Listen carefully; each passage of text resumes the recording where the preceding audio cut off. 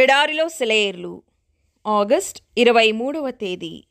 అప్పుడు సత్యము మిమ్మును స్వతంత్రులనుగా చేయును. యోహాను సువార్త 8వ అధ్యాయము 32వ వచనం.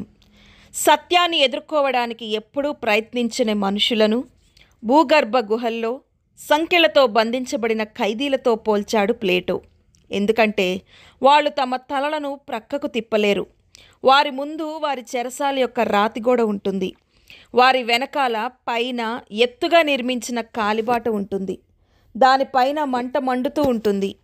ఈ కాలిబాట వెంట బాటసారులు పాటలు పాడుతూ సంభాషించుకుంటూ బరువులు మోస్తూ వెళ్తుంటారు.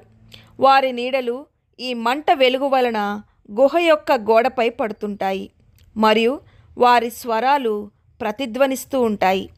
చీకటి గుహలో బందీలుగా ఉన్న ఖైదీలు గోడపై పడుతున్న నీడలను మాత్రమే చూస్తూ అవే వాస్తవాలుగా భావిస్తారు.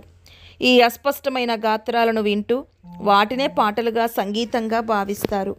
తామే ఎంచుకున్న చీకటిలో బందీలై శూన్యతలో మునిగిపోయి జీవించి ఉన్న వారిలో చాలా తక్కువ మంది వాస్తవంగా ఉన్న వాటిని చూడడంలోనూ ఉన్నవి ఉన్నట్లుగా చూడడంలోనూ ఉండే జ్ఞానం కోసం శ్రద్ధ వహిస్తారు.